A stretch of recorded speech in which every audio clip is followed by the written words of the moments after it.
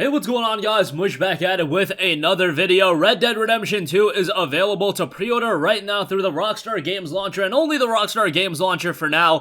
Pre-orders will be opening up on EGS, and I believe they'll be going live on other e-tailers later this month, and the Steam version will, of course, be released in December. However, we have a significant amount of information revealed for the game, including the system requirements. Pretty interesting stuff there. Pretty low end as far as the recommended requirements go, all things considered. However, I'll give you guys my 2 cents as well. What you will notice is that the install size is absolutely enormous, and we have some revelations on everything that's being improved in the PC version, so we'll go over all of that. But let's start off with the minimum requirements and the recommended requirements, because this is something that I was really interested in. A little bit of background, generally speaking, Grand Theft Auto 5, Rockstar's prior release on PC that came out back in 2015, was an awesome PC port. After Grand Theft Auto 4, which released back in like 08 or 09, was absolutely a train wreck on PC. Grand Theft Auto 5 was a stellar PC port, one of those games that was optimized really well, and you can even go to it as a significant benchmark tool for any video card that comes out, just because it runs so well, it still looks really well.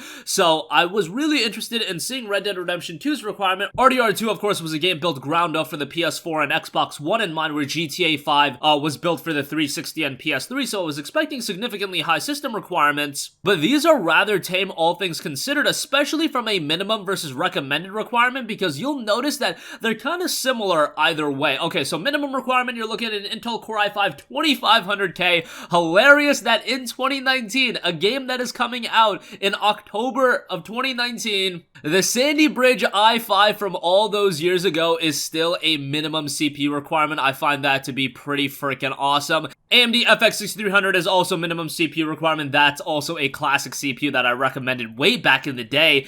Going back to when I uploaded PC build, the FX 6300 was one of those CPUs that back in like 2012, I would say like, yeah, it was a great value. All these years later, it's still holding up as a minimum requirement. That is pretty amazing. Minimum RAM requirement, 8GB of RAM. Minimum GPU, NVIDIA GeForce GTX 770 or an AMD R9 280. The 770 is a 2GB GPU, the 280 is a 3GB GPU. I guess that's relatively decent. The 770 is an older GPU that came out back in, what, 2013, I believe? So it's not like that's the newest GPU on the block, and the R9 280 is a little bit more recent. Great GPU when it came out, but again, that is a little bit more dated as well. Recommended requirements, of course, go up a notch. Intel Core i7 4770K or the AMD Ryzen 5 1500X. What you can take away from that is that more cores the better for this game, as the i7 and Ryzen 5 1500X both go over 4 cores. Recommended RAM requirement is 12GB of RAM, so that's pretty expected, I think. Honestly, I'm a little bit more surprised that it's not recommending 16GB of RAM. 12GB of RAM is something that's going to become more and more of a regularity. At least it's not the 32GB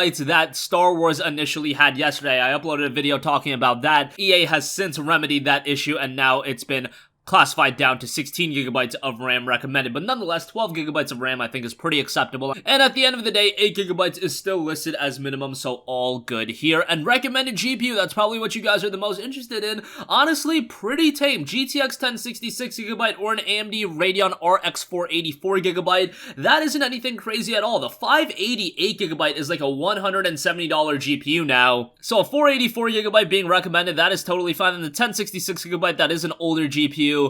That's not anything crazy either. So it really just seems like they want you to have at least 4GB of VRAM. A 1063GB might be a little bit of a limitation. However, 772GB and the 283GB are listed as minimum, so that's not a big deal either. Something that's making the rounds is the fact that it's going to require 150GB of storage space. So it's going to be an absolutely enormous game. Obviously, this is a little bit expected. The game itself is going to be massive, and then you have Red Dead Online as well. I don't recall how large Grand Theft Auto 5 is, but let's pull it up right now. So Grand Theft Auto 5 is just over 88GB, so a 150GB install is absolutely enormous. Now, it probably won't end up being 150GB exactly. Usually it does come in a little bit lower than that, but they are just covering their own ass and saying, hey, have 150GB ready. You want to have some extra space in your hard drive anyway, or SSD. You never want to be hitting max capacity anyway. However, even if it's like 120GB, that is a massive install.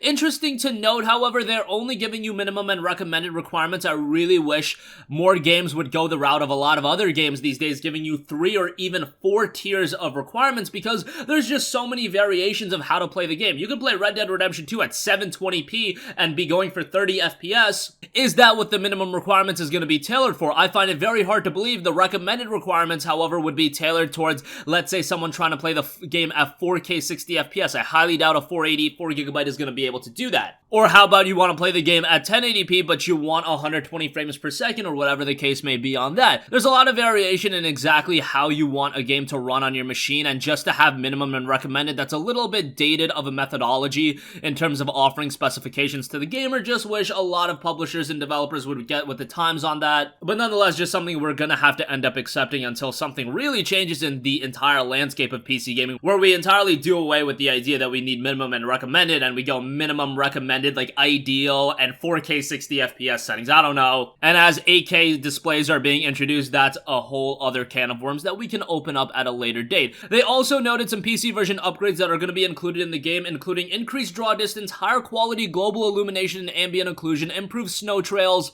improved reflections and higher resolution shadows, tessellated tree textures, improved grass and fur textures, HDR support, unlocked resolution at 4K and higher, ultra-wide aspect ratio. So I know a lot of you guys are going to definitely be down with that. All of you guys that are running ultra-wide monitors sometimes get looked past in some of the smaller game releases. However, with a game like RDR2, I think ultra-wide was something that was a little bit of a given, but now you have that confirmed. Multi-monitor support, and then you do have an unlocked frame rate as well, so that is obviously really good. Red Dead Redemption 2 was already a marvelous looking game on consoles. I don't care if you want to hate on the PlayStation 4 or whatever. Red Dead 2 really brought that console to its knees in terms of visual fidelity. The game looked amazing. However, in the back of my mind while playing that game on the PS4, I just knew that this game was going to look incredible with a PC version, and now we finally got it. And even though we have the system requirements, I'm still a little bit skeptical. Personally speaking, I'm running a 1440p G-Sync display now, and I would like to get over 100 frames per second, and can a GTX 1080 do that? Honestly, probably not if I max out the game. So my 1080 is considerably better than the recommended 1060 or 484GB, but I'm already of the notion and thinking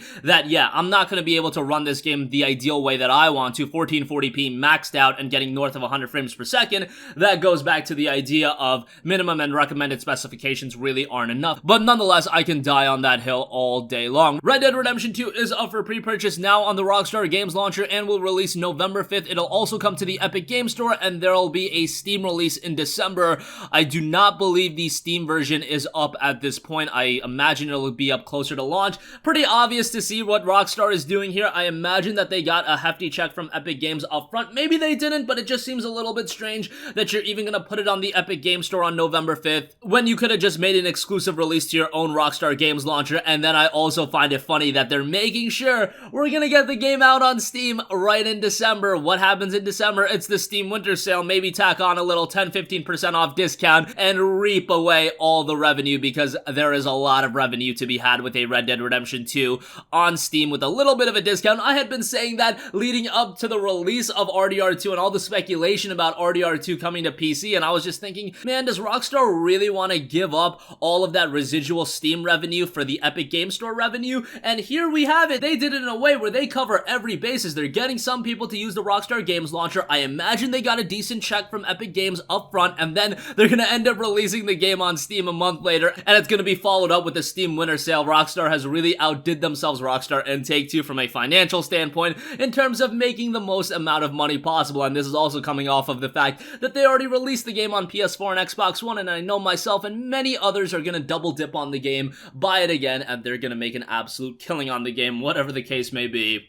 There you have it, all the information on RDR2 that did drop today. Let me know all of your thoughts, and let me know how you're planning on handling the release of the game. Are you waiting for the Steam version? Are you going to pick it up on Rockstar Games Launcher? Are you going to pick it up on EGS? Let me know in the comments section down below, and if you guys have a request for a future video, you can leave that in the comments as well, and I will catch you guys in the next one. Peace out. Hey, what's going on, guys? Mush here again. Hope you enjoyed the video. As you guys might know, YouTube's notification system is sometimes a little bit wonky, even if you're subscribed to the channel. Maybe you're not abundantly aware that I uploaded a video. To remedy that situation, make sure you hit the bell notification button. This way, whenever I upload a new video, and I try to upload as consistently as possible, you will be notified directly of the upload, and you can watch it as soon as it goes live. I would really appreciate if you guys hit that button so you can stay up to date with all of the content I'm posting. But as always, guys, thanks for watching, and I'll catch you guys in the next one. Peace out.